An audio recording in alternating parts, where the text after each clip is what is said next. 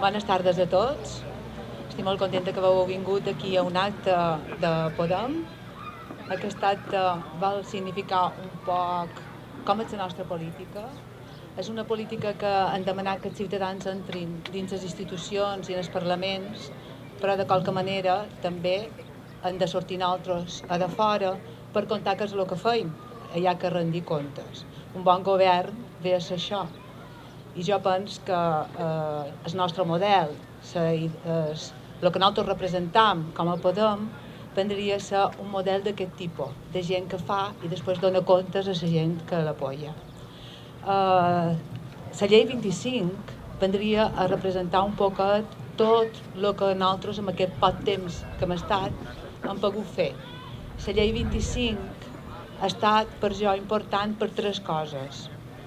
Una, perquè ha donat importància a el que seria la part social de la gent necessitada per damunt d'altres coses, és a dir, tot el que serien els denonaments, els copagaments, la universalitat de l'atenció, la pobresa energètica i de vivenda, i per una altra banda també ha permès que nosaltres expliquem a la gent quin tipus de política feim. Perquè quantes que vosaltres havíeu sentit mai que se contàs de cercle en cercle o de barri en barri com és una llei que duim endavant i per què la feim? És a dir, això és tan important, mai s'havia contat que era una llei, ni perquè se du endavant. Nosaltres considerant que això es té de contar, la gent té de saber què és el que estem fent. I el tercer lloc és perquè jo, que pertenec al món sanitari, pues el tema de la llei 25 representa el que seria la imatge que jo tenc de la salut, i seria salut en totes les polítiques. No podem pensar tenir una salut mental transversal si no tenim en compte que la gent no té feina o no té una vivenda. Per tant, tots aquests temes que inclou la llei vendrien a sumar punts perquè puguem tenir salut. Jo, de totes maneres, ells, els meus companys, ara vos explicaran més detalladament tots aquests temes que han dit endavant, passaran comptes, no? I començaria Namae de la Concha, que és la nostra candidata en el Congrés número 2. Després hi hauria Alberto, que és el nostre secretari general, que tots coneixeu, Alberto Jarabo. Naina Díaz, que és la nostra candidata en el Congrés número 3, i per darrerament en Rafa Mayoral, lògicament, que ve que us pot contar de primeríssima mà perquè ell va ser el que va presentar la llei 25. I bé, us deixo amb ells.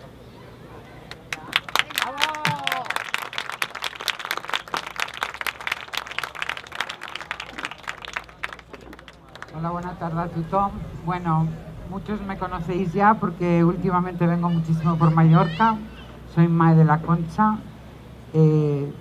Fui diputada del Congreso durante 4 meses y ahora espero volver a serlo dentro de un mes. Esta vez espero volver con muchísimos más compañeros y compañeras y poder comenzar una legislatura que refleje todo lo que ya se empezó a ver en estos meses de la legislatura 11ª, que ha sido tan cortita. Lo que ha dicho Brígida es exactamente como es. Nosotros queremos hacer unas políticas para todo el mundo, pero sobre todo para empezar, como se debe empezar en cualquier familia, por los más necesitados, por los que se han ido quedando en la estación de estos trenes rápidos en los que gente se ha subido con sacas de dinero que han desaparecido de las arcas públicas. Y los hemos visto desaparecer así, en un pasmo. En 4 años, todo lo que se ha desmoronado en este país, lo que podría desmoronarse en otros 4 años más. Eso no puede suceder. Yo cuando llegué al Congreso, por Baleares íbamos Juan Pedro Illanes, que también muchos lo conocéis, el juez Illanes y yo. Creo que representamos dos caras de los candidatos y de los diputados y senadores que estábamos allí. Es decir, por un lado, gente con una formación excelente, impresionante. Por otro lado, gente que ha vivido una vida como todos vosotros, una vida en la calle, que hemos sido pequeños autónomos, que hemos tenido que criar hijos con dificultades, que conocemos el día a día de la gente de los barrios, que estamos muy en contacto con la realidad. Creo que es una combinación mágica. También es una combinación del punto de vista masculino y femenino en esta sociedad patriarcal, que es una de las cosas que yo personalmente voy a empujar para que sea diferente y para que cambie, junto con muchísimas compañeras y compañeros. Al llegar allí todo era nuevo, todo era complicado, había mucha burocracia, los edificios son enormes, no es lo que vemos en la tele, no es solo el hemiciclo, nos costó un poco adaptarnos, los despachos son individuales, están pensados para tener la puerta cerrada y allí dentro que nadie sepa muy bien qué pasó. Nosotros inmediatamente los dejamos todas las puertas abiertas, vernos unos a otros, poner mesas en los pasillos, empezar a trabajar en equipos. Todo esto nos llevó un tiempo. El trabajo del Congreso no es solamente lo que vemos en la televisión, en el hemiciclo, sino que una parte muy importante se hace en las comisiones. Las comisiones se dedican a temas sectoriales, a áreas diferentes.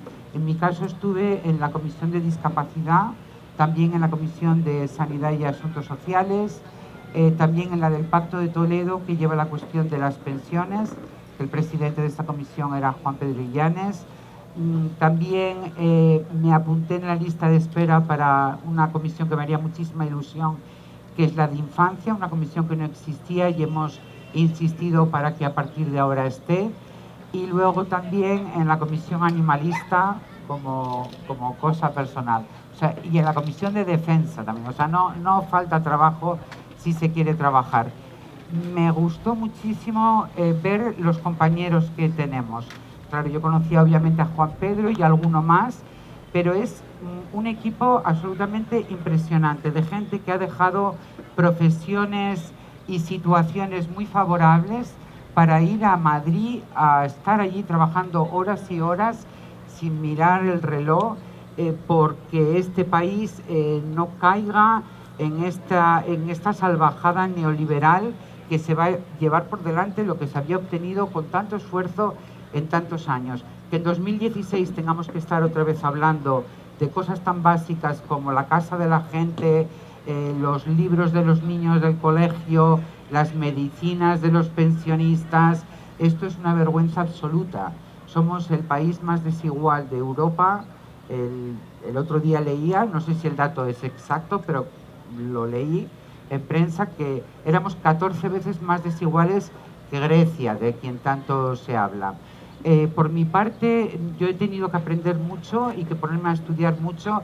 He dedicado estos meses a leer todo lo que he podido, a escuchar conferencias, después del Congreso acudir a cursillos, porque creo que los ciudadanos os merecéis que los que estemos allí seamos gente preparada y que nos preparemos continuamente, que aprendamos continuamente unos de otros. Me he puesto a disposición de compañeros que considero que tienen una talla enorme y que en ocasiones no pueden asistir a una comisión porque tienen una reunión con un colectivo importante. Yo les sustituyo. Esto me hace también conocer partes del trabajo de otras comisiones. Estoy dispuesta a dejarme la piel allí, a hacer todo lo que haya que hacer. En cuanto a la Ley 25, que decía Brígida, Rafa os la va a explicar mejor que nadie. Se presentó el primer día que estuvimos en el Congreso y abre una agenda imprescindible y básica, que es en la que se va a basar nuestro trabajo parlamentario. Espero que nos sigamos viendo, espero tener ocasión y vuestra confianza para seguir allí, y podéis pedirme cuentas siempre que lo deseéis, tanto en mi correo como por Facebook, como en encuentros que tengamos, y estoy encantada de recoger todo tipo de comentarios, aspiraciones, problemas colectivos y trasladarlos allí. Ayer estuvimos en Son Gotleu y no puede ser que haya barrios que no tengan de nada. No puede ser que enseñemos nuestras ciudades bonitas y en los alrededores vivan nuestras camareras de piso, nuestros camareros, nuestros conductores de autobús, nuestras enfermeras, nuestras auxiliares. Esto no puede ser. La vida tiene que ser bonita para todos y vamos a luchar porque lo sea.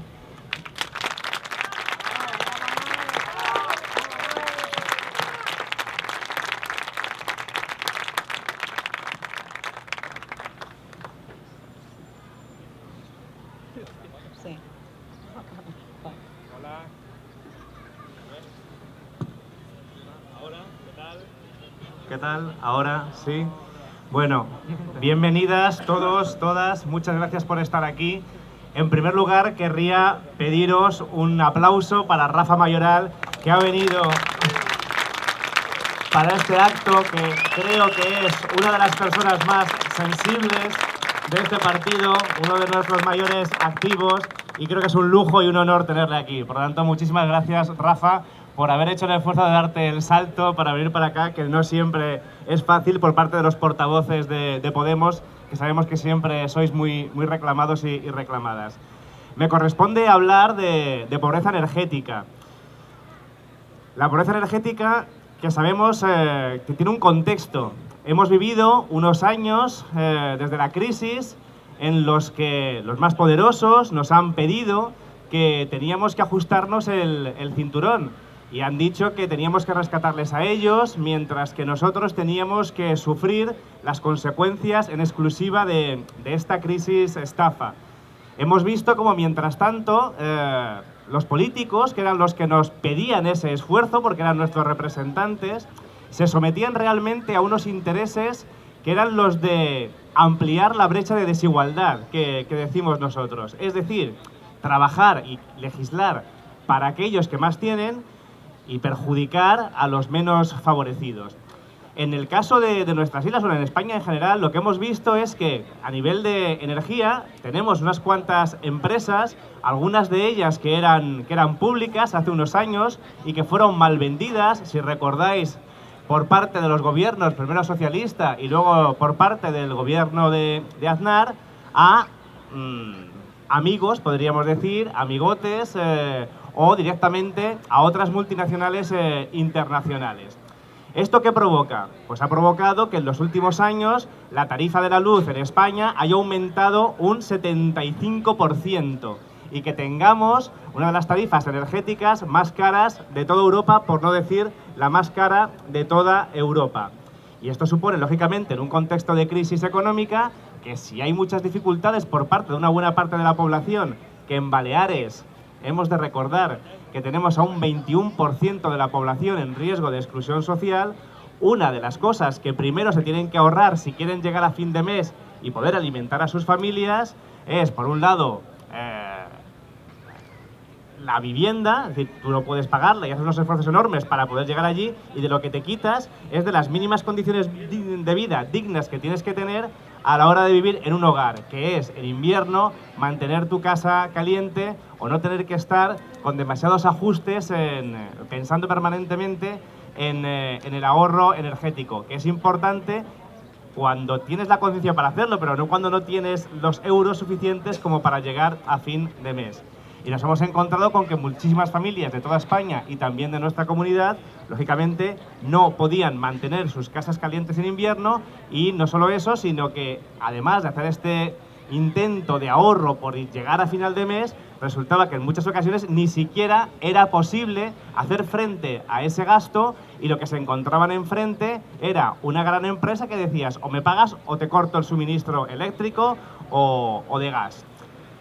Esto ha llegado a ocurrir incluso en las escoletas, le ha pasado incluso a la administración, y tengo casos que no es que sean cercanos, es que le ha pasado a mi hijo en su guardería, en su escoleta, que de repente la administración, que también tenía problemas de pago de sus facturas energéticas, y pedía un retraso a la compañía eléctrica, y lo podemos decir bien claro, en este caso era Repsol.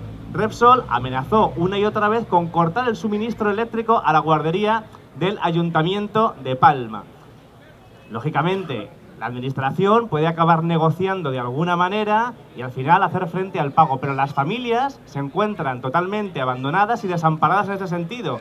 Sufrían el gasto, el corte de suministro, y ahí se quedaban. Bien, ¿qué es lo que proponemos nosotros? Lógicamente, tiene que haber un apoyo para que ninguna familia pueda ser desahuciada sin alternativa habitacional, pero tampoco pueden ser no podemos permitir que se corte el suministro energético a estas familias. Luego Rafa desarrollará la idea en la Ley 25 a nivel estatal.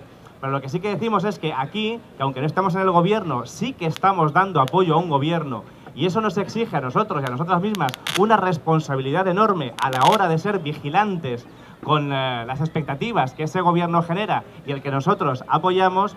Sí que para este invierno se aprobó una medida que era impedir que se cortase el suministro energético a ninguna familia durante este invierno. Y podemos decir que esto se ha conseguido. Una cuestión importante: ¿quién ha hecho frente al impedimento o a las facturas de las familias que no podían pagar? Y ha sido la administración, ha sido el gobierno que intentó negociar con las empresas energéticas y estas se negaron en redondo a abonar o a permitir que el pago de esas facturas se pudiese diferir, se pudiera retrasar en el tiempo. Y lo que hicimos fue crear un fondo de rescate que permitía que el gobierno pudiera pagar ese coste a esas familias. ¿Ha sido suficiente? Bueno, al menos hemos conseguido que no se le haya cortado la luz ni el gas a nadie. ¿Qué es lo que queremos? Que no seamos nosotros mismos los que tengamos que pagar eso. A pesar de que, lógicamente, sí que creemos que si los ricos tienen que pagar más, tiene que ser para precisamente cubrir esas necesidades. Pero aquí hay un problema, y es que esas grandes empresas energéticas tienen unos enormes beneficios y que, por lo tanto, tienen que hacer frente también ellas al coste que pueda suponer el corte, el impago de esas facturas por parte de una población que quizás en invierno, ante la falta de trabajo aquí en Baleares, porque ya conocemos el grave problema de la estacionalidad, a lo mejor no tienes un trabajo en invierno, pero sí que lo puedes tener en verano, y con que esperasen unos meses ya se podría hacer frente al pago de esas facturas. Esto es lo que estamos negociando ahora con el gobierno.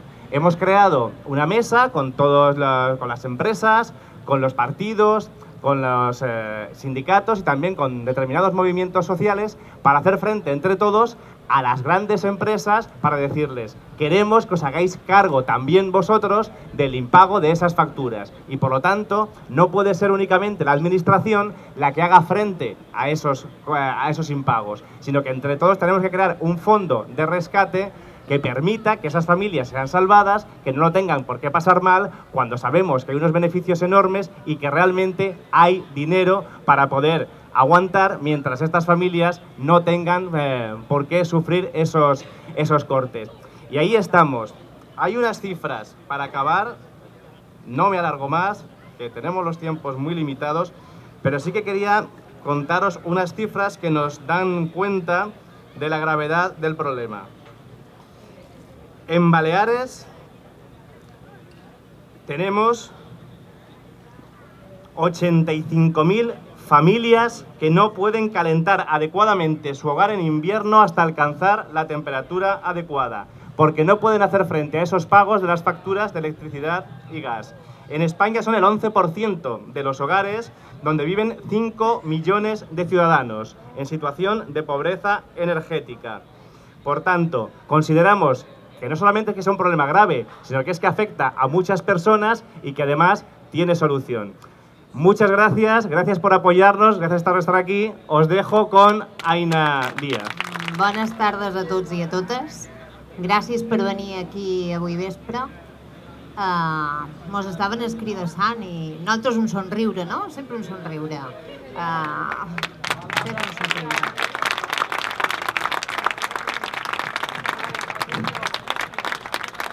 Bueno, el tema es que, como os contaba Mae, aquí estamos unos cuantos candidatos al Congreso. Rafa está por Madrid, Mae y yo estamos por Baleares, candidatos de la confluencia que todos conocéis.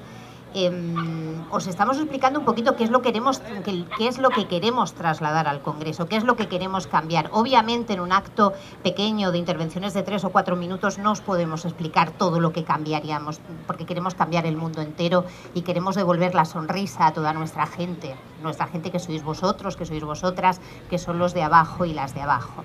Entonces, yo quiero centrar mi corta intervención, en 2 temas clave, que tocaba la Ley 25, pero que también son pilares fundamentales de todo el programa de Podemos, que es la vivienda, el derecho a la vivienda, el derecho a que no nos desahucien y el tema de mujer.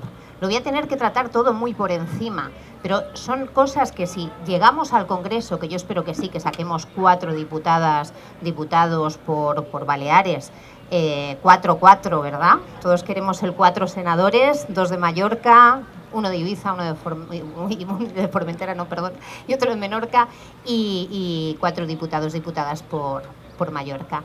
Si llegamos, ¿qué queremos cambiar? Tema de vivienda. Estoy viendo aquí a muchos señores mayores con conocimiento que nos pueden aportar mucho. No sé si ellos saben que la ley actual que tenemos, que regula el tema de vivienda, que protege a la gente en exclusión social, esa gente que está en un gran porcentaje en Baleares, Alberto hablaba de un 21% en riesgo de exclusión social. Luego tenemos la que está en exclusión social y luego la que está a punto de caer en riesgo de exclusión social. Somos una comunidad muy rica, pero solo para los ricos.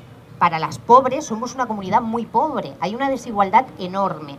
Pues el ejemplo que os quería poner es que si tenemos a nuestros mayores que llegan solos a la edad mayor, no hay una ley que les proteja, y solos me refiero, se han quedado viudos, los hijos ya se han ido a otra casa, no hay una ley que les proteja del desahucio, ni aunque hubiesen servido de avales a su familia o que no pueden pagar la renta.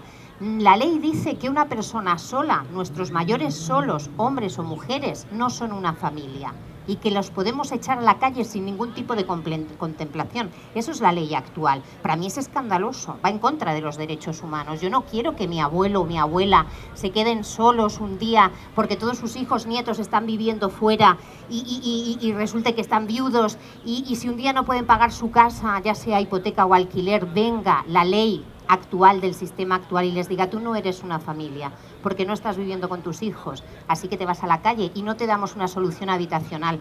Alguien con 40 a lo mejor se apaña la vida, alguien con 60 o con 70 no se lo puede apañar. ¿Por qué estamos desahuciando a familias con hijos? Solo se protegen a las familias que tienen hijos menores de 3 años.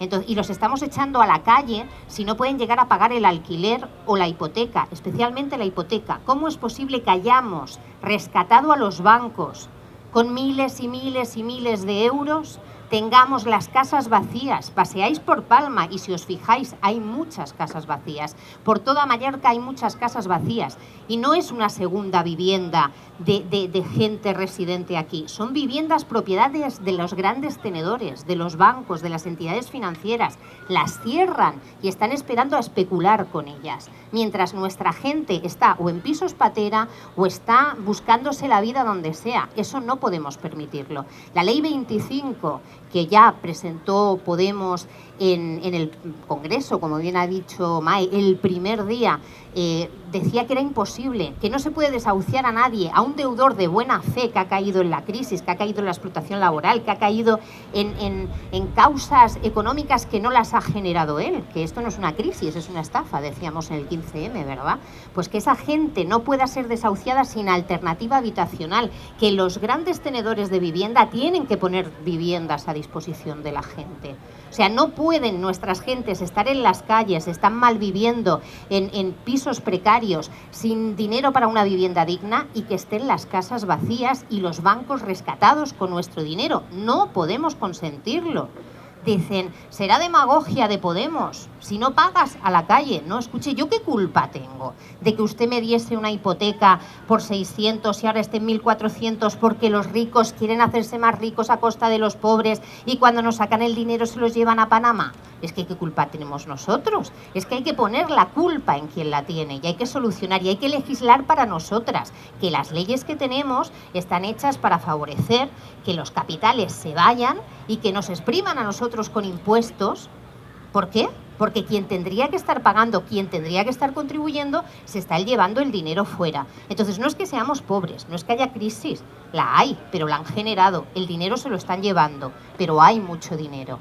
Y lo que se está invirtiendo sale de nuestros bolsillos. Entonces, en tema de vivienda, solución habitacional. No podemos desahuciar a nuestra gente con hijos, a nuestra gente que vive sola, a nuestras familias en general, a nuestras parejas en general. Tema de mujer, que también trata Ley 25. ¿Cómo puede una mujer que sufre violencia machista poder salvarse de su agresor si tiene que convivir en la misma vivienda, porque es que no puede buscarse una, porque no tiene una independencia económica, porque nadie se la facilita. Luego vemos la noticia, una muerta más.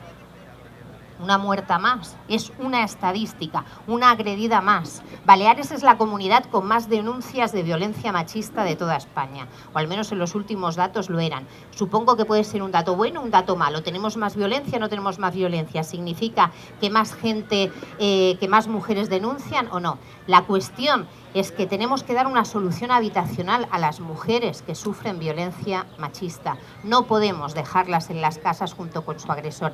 Y algo que es totalmente transgresor por parte de Podemos.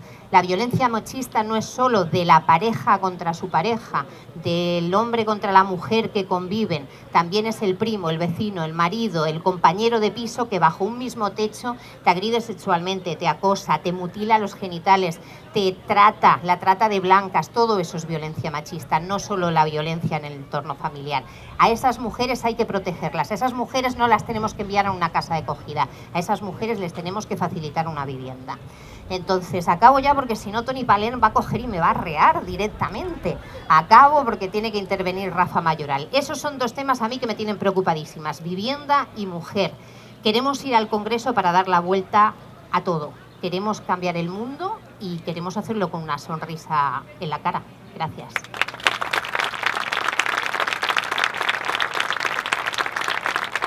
Y le toca al jefe, le toca hablar a Rafa Mayoral. Bueno, a ver, sí. Bueno, buena tarde a todos y todas. Es un placer para mí el poder estar por aquí y sobre todo venir a cumplir una obligación. Yo creo que cuando se manda a alguien a hacer algo y cuando alguien tiene una tarea, al final de esa tarea tiene la obligación de rendir cuentas a quien le envió allá. Nosotros entramos en las instituciones para cumplir un mandato y hemos intentado durante 4 meses hacer honor al mandato que nos disteis vosotros y vosotras. Quisimos abrir las instituciones a la gente y quisimos hacer unas instituciones a la medida de la gente. Creíamos que las instituciones durante los últimos años habían sido un coto privado de gentes que se habían convertido en mayordomos de los privilegiados y nos parecía que era necesario que allí se empezaran a hablar de otras cosas. Y fuimos a intentar abrir puertas y ventanas. Y la verdad, desde el primer día nos encontramos un poco en territorio hostil, que diría aquel, ¿no? Todo lo que nosotros y nosotras representábamos era algo que les ponía nerviosos y nerviosas. Veían que cuando nosotros prometíamos el cargo, prometíamos diferente, y se alteraban, nos gritaban, se ponían tensos y tensas, y les molestaba nuestro aspecto, les molestaba. Pero luego, poco a poco, cuando se dieron cuenta que la gente que habíamos entrado en el Parlamento éramos los mismos y las mismas que se encontraban por la calle cuando algún día se dan una vuelta por ahí, empezaron a preocuparse más por las cosas que veníamos a plantear en las tribunas. Nosotros, el primer día, queríamos dejar claro a qué habíamos ido. Cuando fuimos al Parlamento, creíamos que era importante situar cuál es el problema fundamental que creemos que hay en este momento. Y nosotros creemos que debemos construir un país de países, un país que se reconozca en su pluralidad, pero un país donde nadie se quede fuera. Un país construido sobre la fraternidad. Un país que en vez de dar lecciones de derechos humanos a miles de kilómetros, sea capaz de mirar a su propia gente y sea capaz de utilizar los recursos que tiene para ponerlos al servicio de su propia gente. A alguno y alguna me gustaría recordarle que nuestro país ha firmado la Declaración Universal de Derechos Humanos, nuestro país ha firmado el Pacto Internacional de Derechos Civiles y Políticos y nuestro país ha firmado también el Pacto Internacional de Derechos Económicos, Sociales y Culturales. Y nosotros propusimos una ley que le llamábamos Ley 25 de Emergencia Social, porque hay un artículo de la Declaración Universal de Derechos Humanos, que es el artículo 25, que plantea que todas las personas tienen derecho a un nivel de vida digno y adecuado. Y eso es ley. Y eso es una ley que se han estado saltando desde hace demasiado tiempo. Y queríamos abrir un debate, porque sí es cierto que en los últimos años hemos visto como aunque al principio cuando estalló la crisis decían aquello de que habíamos vivido por encima de nuestras posibilidades, poco a poco la verdad se fue imponiendo y se fue abriendo el debate social de que existía un problema llamado pobreza. Pero desgraciadamente cuando se hablaba de la pobreza o del riesgo en caer en la pobreza, o se hablaba de la precariedad, nos hablaban de la pobreza como si fuera un terremoto, como si fuera una tormenta perfecta, como si fuera un fenómeno de la naturaleza.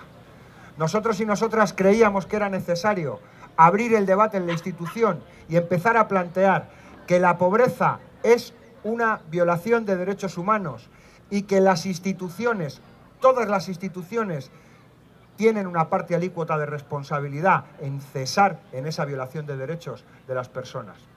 Y cuando planteamos la Ley 25, antes de presentarla en el Parlamento, antes de ir a contársela a sus señorías, creíamos que era necesario abrir un diálogo con las organizaciones sociales, con las organizaciones sindicales, con las plataformas que durante todos estos años han sido los principales defensores y las principales defensoras de los derechos humanos en este país, mientras las instituciones se cebaban contra los sectores más vulnerables de nuestra sociedad.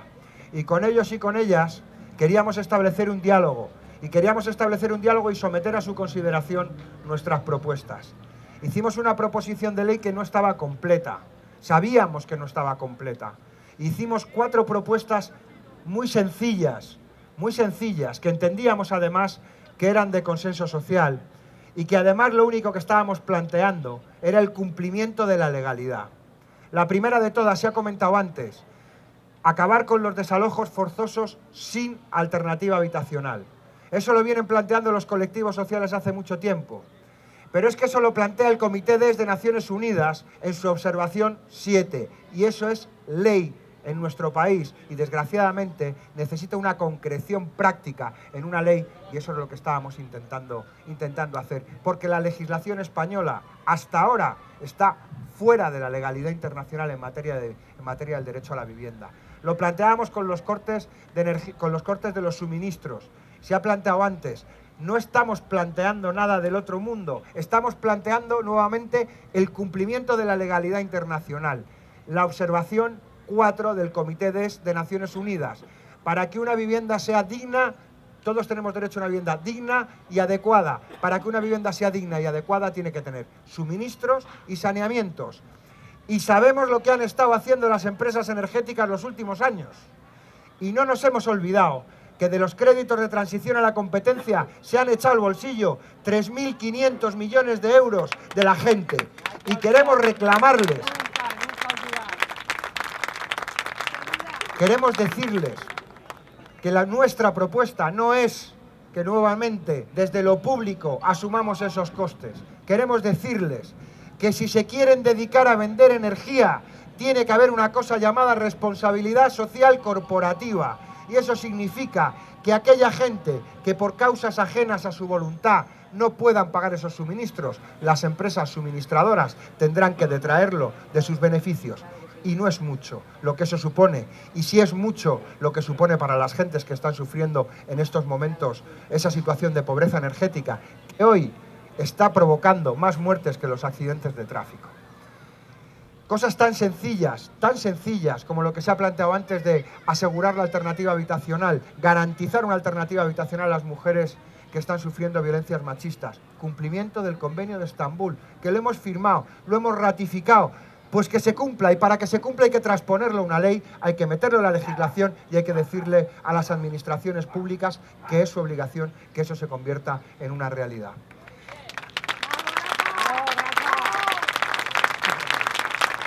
Y una propuesta más, que es la cuestión del derecho a la sanidad, del derecho a la salud. Cuando nosotros dijimos Ley 25, y lo planteábamos además y lo relacionábamos con la Declaración Universal de Derechos Humanos, lo hacíamos con un objetivo. La condición humana nos hace sujetos de derechos. Y no lo hemos dicho nosotros, lo dijo la Declaración de 1948. Y eso es una obligación para el Estado. Y planteamos el fin del apartheid sanitario, que todas las personas tengan derecho a una asistencia sanitaria digna. Planteamos que la gente tenga la posibilidad de acceder a los medicamentos independientemente de su condición económica y abordar la cuestión de los repagos. La cuestión de los repagos que son inaceptables, acabar con los repagos y garantizar el acceso a la medicación al conjunto de la población. Se plantea, hay estadísticas que están hablando de que entre un 11 y un 16% de los pensionistas están abandonando en estos momentos sus tratamientos y no los están cumpliendo con regularidad porque están utilizando esos ingresos. Para ellos, y en muchos casos, están siendo el sostén de la familia extensa, porque en estos momentos la mitad de las personas en situación de desempleo no están percibiendo ninguna prestación. Hicimos estas 4 propuestas como 4 primeras propuestas, pero queríamos abrir un debate con las organizaciones políticas y con las organizaciones sociales para ver qué otras medidas podíamos abordar. Y ahí teníamos más ideas. Hablábamos de ese procedimiento simplificado de reestructuración y cancelación de deudas que hicieran que nadie se quede con una deuda de por vida que le condene a la exclusión social. Que las deudas tienen que estar limitadas, que exista realmente la oportunidad, esa segunda oportunidad de la que nos hablaban, por medio de un procedimiento imposible, que son más las 12 pruebas de Asteris que algo que se pueda conseguir. Y decíamos algo muy sencillo: la deuda hipotecaria limitada al bien hipotecado, ni un solo euro más allá de esa deuda.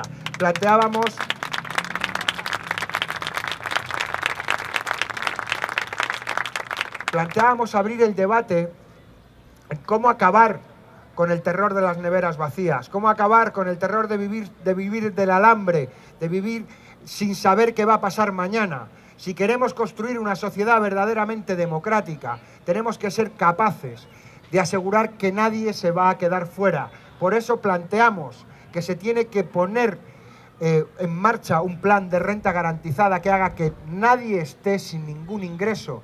Y eso por 2 motivos. En primer lugar, por ese artículo 25 que dice que todos tenemos que tener el derecho a una vivienda, a un nivel de vida digno y adecuado. Pero además, porque los recortes, porque el hecho de que la gente no tenga ningún tipo de recurso económico es un lastre para la economía.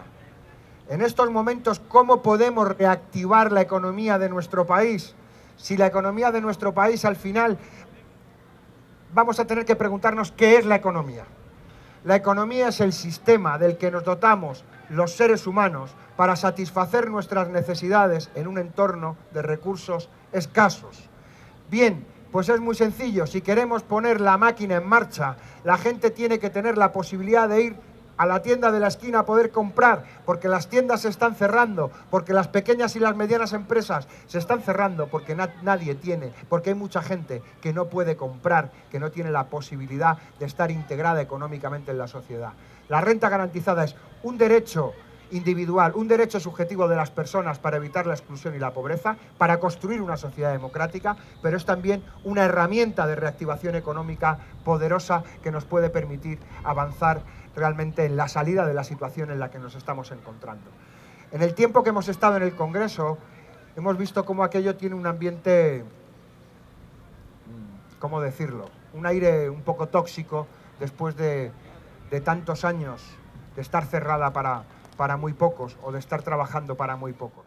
Una propuesta no de ley para que no se cerrase una empresa, como hicimos con los compañeros y las compañeras del COGAS, que era una empresa que ha cerrado Endesa y es una empresa que no emite CO2, pero dicen que no les resulta rentable, y les llevamos allí para que sus señorías, después de debatirlo en comisión, cuando salieran por la puerta, le vieran la cara a los trabajadores y las trabajadoras que estaban defendiendo su puesto de trabajo.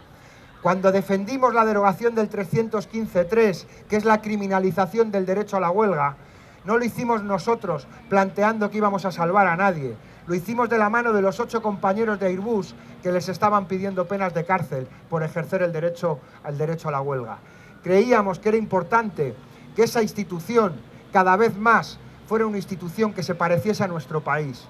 Y creíamos que teníamos que ser y que cumplir con nuestra obligación como carteros y carteras del pueblo. Y eso significaba que nuestras actas no eran nuestras actas, sino que nuestras actas eran una herramienta en manos del pueblo y que debíamos ser la herramienta para abrir esa institución.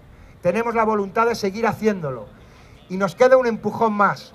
lo hicimos en las negociaciones del gobierno, intentando un gobierno del cambio.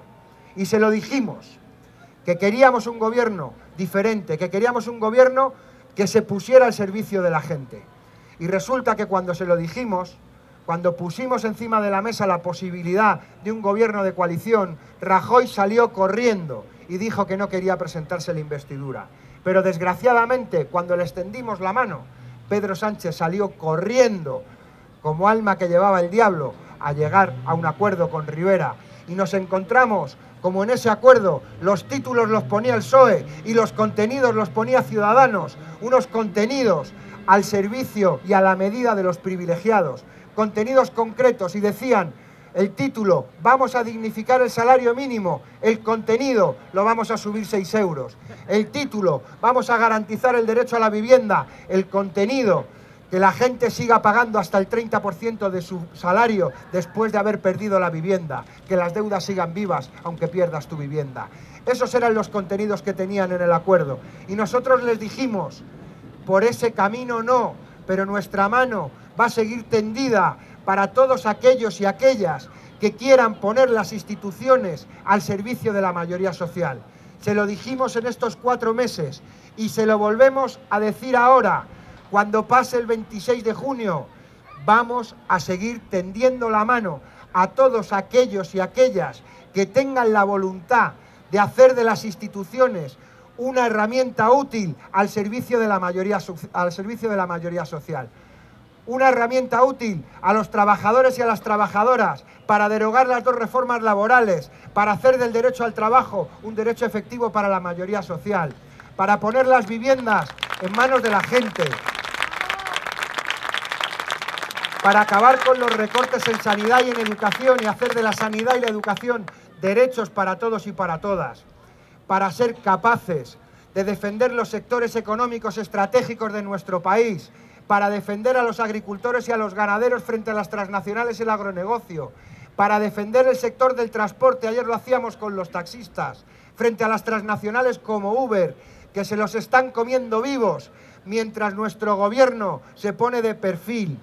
Queremos un gobierno que sea capaz de llamarse patriota de verdad. Y si se quieren llamar patriotas, que no se envuelvan en banderas para esconder su dinero en Suiza, sino que defiendan a su gente. Ese es el verdadero patriotismo. La patria es la gente. Y nosotros y nosotras vamos a estar a vuestro servicio siempre. Decía el alcalde de Cádiz una cosa cuando tomó posesión. Y con esto termino. Nos podemos equivocar en muchas cosas, pero nunca nos vamos a equivocar de bando. Y algo que decía Mae, y que decían hace muchos años los trabajadores y las trabajadoras: no solo queremos pan, también queremos rosas. Gracias.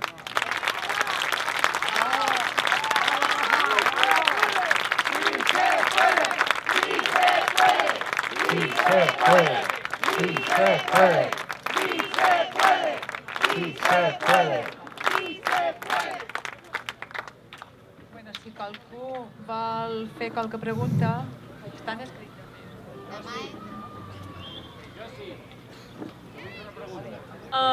Un segonet i vos expliqui un poc.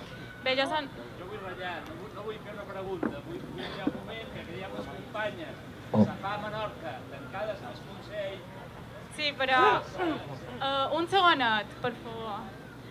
Vos explico. És que Natxesc i jo m'estava replegant unes preguntes entre el públic i ara, bueno, donarem pas en aquestes preguntes i si després tenim temps seguirem agafant torns de paraula.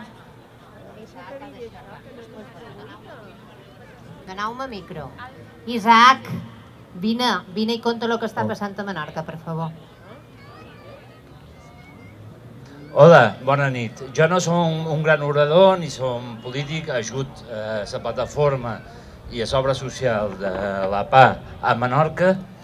No tenia idea avui de ratllar ni dir res. Veig que na Maia de la Conxa s'han anat, ho sent, perquè no tenim notícia d'ella, però avui, des d'ahir, de matí estan tancades una sèrie de companyes acompanyant a un matrimoni de 63 i 70 anys que seran desnodades dia 25 de juny, un dia després de Sant Joan. Aquest matrimoni té una pensió de 750 euros. Com passa a Eivissa, a Menorca també han pujat i no els hi donen solució. A l'Ibavi, si mireu el que va dir en Marc Pons i l'Ibavi, semblava que hi havia una resposta de que sí que els donaria una casa i aquesta gent els han deixades, al cap d'uns dies se'ls va dir que no. Ha estat dramàtic, ells estan tocats. Ahir van anar al Consell per demanar que en Marc Pons, director, conseller, en Jarabo ho sap millor, conseller de Territori i Habitatge, no m'ho vull posar davant, d'Habitatge, podien ratllar amb ell. En Marc Pons no ha vingut fins a 8 de vespre, ells han passat el vespre dins el Consell Insular de Menorca, acompanyats per una persona de Podem que és encomiable, que és la Cristina Gómez, que ha estat l'única persona que ha donat, la veritat que és un apreci personal extraordinari, però sí que hem de dir. Primera, el govern balear, que el senyor Jarabo, no el senyor, Jarabo, Alberto, diu que s'està recolzant en certa manera, no dona solució en aquest matrimoni. Fa 2 o 3 hores han estat reunits amb en Marc Pons dins el Consell Insular de Menorca. Aquestes companyes dins matrimoni se'ls ha donat cap solució. Continuaran tancats dins el Consell Insular. Jo trobo molt bé que ratllem del que és l'estat espanyol, però crec que amb un govern balear que permet dur a la indefensió, a la misèria, a dues persones de 63-70 anys, allà que pensar què és el que es fa. No hi ha càrrecs ni hi ha negociacions. És un cas d'emergència social. Nadie no ho sap, jo no soc orador ni m'agrada sortir en públic. La meva feina és una altra. Però us demano, i demana en Jarabo, que això es posi fi. És a dir, a Balears, tant a Eivissa com a Menorca, que a Eivissa ja és dramàtic, però el de Menorca, que allà on tenim la tassa de desnonaments més alta de Balears, no tinguen solució, i que el govern balear no sigui capaç de dir, escoltau, dia 25, nosaltres podeu estar tranquils. Aquesta gent tenen una esperança de vida de 10 anys, com els meus pares. Una situació com aquesta els durarà la malaltia a ells i a molts més. Jo no he de dir res més, perquè això no és el meu açò. L'únic és demanar-li a Alberto, hòstia, por favor, aprieta, i jo ja he dit i he d'agrair a Podem que m'hagi deixat sortir. També dic que en els mítings del PSOE, de més, des qui faci falta, hi seré. Perquè ja no puc aguantar, ni les meves companyes tenen per què aguantar estar tancades dins el Consell Insular de Menorca. Vinga, gràcies. Adéu.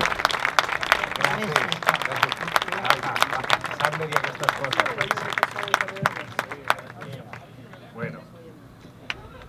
Cuida.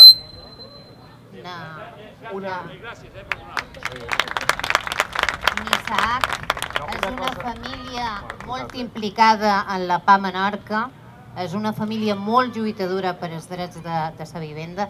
He considerat que havia de xerrar perquè duen molts d'anys a les illes, sobretot des de Menorca, que és la situació que estava contant, lluitant dia rere dia per les famílies, per les nostres famílies més desafavorides. Demà s'ha hagut d'anar directament cap a Menorca i pensant en aquest tema per quan arribi men com pot actuar. O sigui que, Isaac, no tinguis cap pega que mos posam. Sí, Isaac, a part mos... Y sobre todo, Alberto, de verdad, no se puede estar en un gobierno que permite esto. De verdad, por supuesto. Y otra cosa, por favor, yo apoyo a Podem Units personalmente y a Rafa hay un aprecio muy fuerte, de verdad, que no es por reventar nada. Ha quedado claro. Una cosa que se tiene que decir, para que quede muy clara. Estas personas, que eran de la PA, que se pusieron en contacto además con personas de Podemos allí en Menorca, ya dijeron que iban a ir al Consell, ¿vale? De hecho, nuestro Consejo Ciudadano Autonómico, una de las personas, Montse Oliveras, informó de que esto iba a suceder. Y les dimos nuestro total apoyo para que, si no había ninguna otra solución, fuesen directamente al Consell a poder exigirlo. Al Consell, donde tenemos a una consellera, que es Cristina Gómez, que sabemos que se ha implicado y que está allí y que estuvo ayer aquí y me lo estuvo comentando. Y fuimos con Marc Pons y dijimos, tienes que ir a resolver el asunto este. Y no se ha resuelto. Y no se ha resuelto, y eso ahora pueden explicar las causas concretas por las que no se pueden resolver absolutamente todos los casos. Lo que sí que se puede resolver es que haya algún lugar donde se pueda hospedar a estas personas mientras se resuelve la situación. No, ha de haber un compromiso, porque tú a una persona de 67 y 70 años no puedes decirle, oye, ya te lo resolveremos. Y eso, si yo pienso en mi padre, porque nosotros hemos pasado una situación complicada en un momento, y tú, en ese momento, anímicamente y por salud, por favor, no. Estoy hablando como habla él. Yo no sé, perdona, si hablo con un tono alto es para que me oigáis, no, de verdad, Alberto, no es por... No, de verdad te lo digo. Lo que pasa es que ha habido una tensión durante muchas horas, acaban de salir, hemos estado pendientes, no es por tensión, creo que por... Ya han salido del Consell. No, se quedan ahí y se van a quedar hasta que se solucione. Se quedan.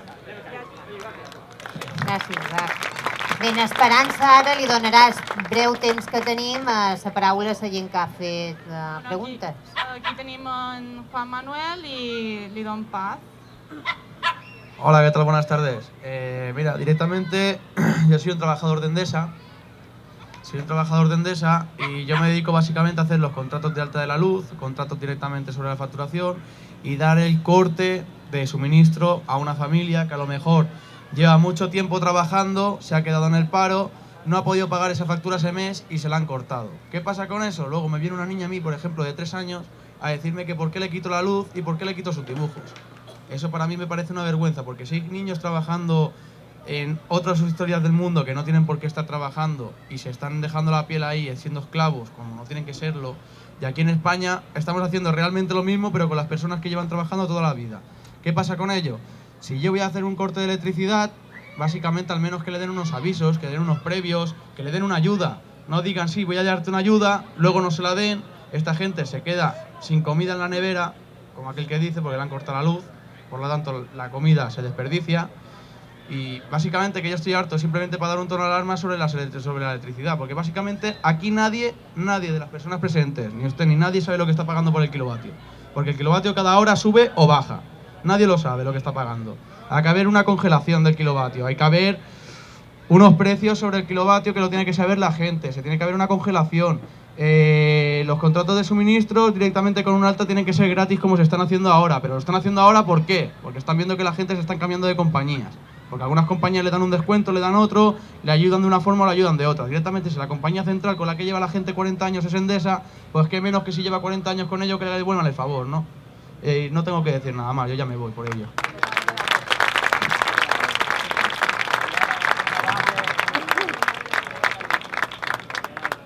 Voleu comentar alguna cosa o seguim? Segueix. Bueno, tenim en Imma, que li vol fer una pregunta a Alberto. Imma, vols demanar? No quieres preguntar. Hola, buenas tardes. Quería preguntarle qué le parecía la renta social garantizada que tenemos aquí en Baleares. Que hay muchísima controversia con esto, creo que es escasa y los requisitos son bastante altos. ¿Cómo lo ves, Alberto? Bueno, hemos participado además en la creación y en la aprobación de esa ley. Aquí hay un problema grave y es que nosotros aspiramos a que haya una renta básica y más o menos lo ha explicado antes Rafa Mayoral. Ese es nuestro horizonte. Para llegar a ese horizonte, digamos que se han encontrado diferentes alternativas desde la administración. Hasta ahora lo que había era una renta mínima de inserción para personas que estaban excluidas y que además no todos podían llegar a tener acceso o ni siquiera estar informados de que existía. ¿Qué es lo que hemos hecho ahora? Vale, tenemos que dar un paso más. Y tenemos que llegar no solamente a las personas que están en riesgo de exclusión absolutamente, sino a lo mejor a personas que por las razones que sean simplemente han perdido su trabajo temporalmente y no tienen capacidad para llegar a fin de mes. estas personas que no estaban incluidas, es un sector de población que no estaría incluido dentro de la renta mínima, con esta renta social garantizada, autonómica, que hemos aprobado aquí ahora mismo, sí que permitimos ampliar, de algún modo, el abanico de población que puede tener acceso a unos recursos, a unos ingresos mínimos, que están en torno a los 450 euros. Y así, al menos, digamos que mientras se encuentra trabajo, tiene la posibilidad de sobrevivir, ¿bien? A partir del año que viene, la cantidad, se ha llegado a una cantidad, ahora mismo dentro del presupuesto, que cubre a un sector concreto de población. El año que viene lo que hemos dicho es, se tiene que ampliar aún más. Este año es únicamente a familias que tengan hijos. A partir del año que viene ya es familias que a lo mejor no tienen hijos. Y así, luego incluso también a jóvenes, ¿bien? Y poco a poco llegamos a cubrir todos los espectros con ese horizonte de una renta garantizada que sí que permita que todo el mundo al menos tenga garantizada la supervivencia. Que además eso te permitirá que cuando tengas que negociar con un empresario no estés obligado a aceptar el salario que te tengan que ofrecer, sino que de algún modo tú digas, tengo esto asegurado, mi derecho es, y además nosotros que queremos ampliar el salario mínimo, que tengas posibilidades de negociar ese trabajo con un salario más alto y no sigamos cayendo en la curva económica esta que se dice que tenemos ahora mismo, en la que hay muchísima gente que a pesar de tener trabajo no llega a fin de mes. Bien, se está precarizando en exceso tanto el trabajo en el que a pesar de tenerlo no llegas a fin de mes. Y esto es lo que consideramos que se tiene que revertir. Por un lado subiendo el salario mínimo y por otro lado si llegásemos a tener cubiertas esas mínimas, la supervivencia, pues digamos que cubierta, ya podrías aspirar a negociar de una manera más firme con el empresario. Un inciso solamente, es que, claro, hay una madre que, por ejemplo, tiene 2 hijos y que esa madre se ha quedado en paro, pero esos 2 hijos le pasa una pensión alimenticia a cada hijo de 100 euros, por ejemplo. Ese requisito ahora mismo no se contempla, porque al cobrar algo, no tienen que cobrar nada, esa madre queda con los 200 euros de los hijos, pero no puede pedir nada. Entonces yo espero que para el mes de enero suban esos requisitos, para empezar ya a que vayan entrando las familias también. Es muy bajo los requisitos, o sea, no llegamos todos, pero bueno, poco a poco, poco a poco. Sí, al sé que menos todo, ya existe, al menos se ha aprobado una renta social en esta comunidad eso, autónoma que hacía buena falta. Gracias. Muchos de nuestros compatriotas tuvieron que vivir en campos de concentración, en playas, en Francia, sin ningún tipo de asistencia, durante mucho tiempo. No debemos olvidarlo y debemos de ser capaces de implementar políticas solidarias. Pero la primera política solidaria que tenemos que ser capaces de implementar son políticas de paz. Que Europa deje de ser un factor de guerra en el Oriente Medio y que se convierta en un factor para buscar salidas al conflicto bélico que se está produciendo en el Oriente Medio, que durante mucho tiempo Europa ha sido un factor de guerra y tiene que convertirse de una vez por todas en un factor de paz.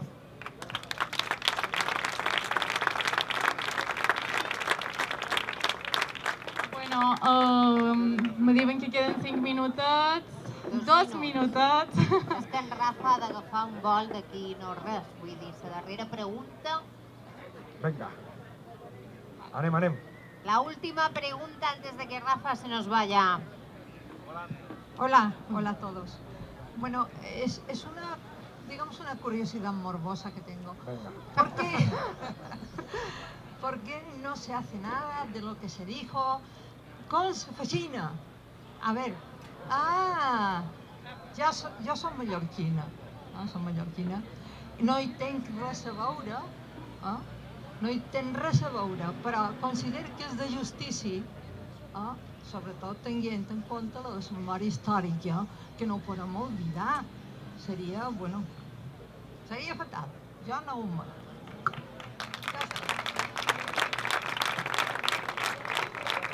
Bueno, esto difícilmente lo va a contestar Rafa porque esa Feixina no creo que tenga idea de lo que es, pero Alberto seguro que puede dar alguna indicación. A pesar de que, lógicamente, yo no estoy en el Ayuntamiento de Palma, de igual que otros regidores, sí que de entrada lo que puedo decirte es que este pasado martes en el Parlamento se aprobó la Ley de Personas Desaparecidas, que permitirá rescatar los cuerpos de todas las fosas de personas que fueron asesinadas durante la Guerra Civil de esta comunidad autónoma. Somos el país con más fosas junto con Camboya, y eso era intolerable. El martes aprobamos la ley que permitirá que este gobierno se implique en el rescate de esos cuerpos. Safashina, que te quiero responder. Como sabéis, hay cierta polémica con el tema de la demolición o no demolición. Lo podrían contestar mejor los regidores. Estamos totalmente a favor de la demolición. Está aprobado que se va a demoler. Está, vamos, presupuestado. Tenemos ahí a Antonia, tenemos a Rodrigo, tenemos a Ligi, tenemos a todos los regidores trabajando por acelerar ese proceso para que se pueda derribar. Ahora ha habido un problema con el Consell Insular de Mallorca, que tiene que resolver una denuncia que ha habido sobre el posible ataque al patrimonio. Parece que es una cuestión simplemente protocolaria, administrativa, y que se va a resolver. Con lo cual, lo pueden decir ellos, creo que en muy poco tiempo, no sé si semanas, se derribará el monumento de Safashina. No lo dudes. Quin optimisme, Alberto està molt optimista, crec que serà més de setmanes. Una darrera pregunta para en Rafa. Me diuen que se n'ha d'anar. S'ha d'anar Tiene ja. que marchar. Bueno, creo que tenemos Rafa, que... si quieres decir unas palabras para todos nosotros. Sí, sobre todo agradecer el esfuerzo y el trabajo que tenemos unas semanas por delante, que estamos en la segunda vuelta, que vamos a una segunda vuelta y que hay que empujar con todo y que a esto hay que meterle mucha ilusión, hay que meterle ganas, que es posible, que está al alcance de la mano, que depende de nosotros y nosotras y que invitamos a todo el mundo a participar y a hacer el cambio con sus propias manos. Mucha fuerza, muchas ganas, que sí se puede. Yo querría preguntaros si alguna vez habíais tenido ante vosotros a dos diputados, en este caso Rafa Mayoral y Mae de la Concha, sentados con vosotros dándose explicaciones de lo que han hecho. Muchas gracias por venir, Rafa. Te esperamos de nuevo pronto.